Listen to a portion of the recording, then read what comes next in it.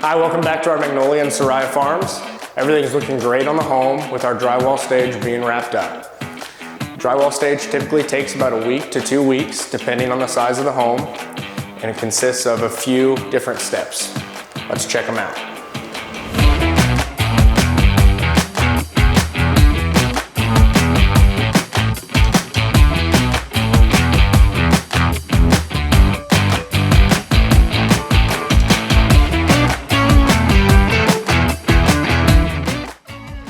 The drywall board will be hung and fastened prior to the seams being taped and the bed and skim coats being applied.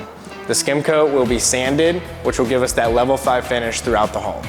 The level 5 finish consists of an additional skim coat of joint compound throughout the walls, giving it a high quality, smooth finish.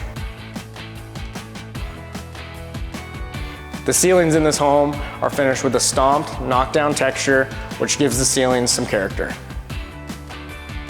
As drywall wraps up, the home will be ready for its primer coat of paint. As you can see, this home has already been primed and is ready for its finishing stages. As we move into trim and cabinets, stay tuned for exciting updates.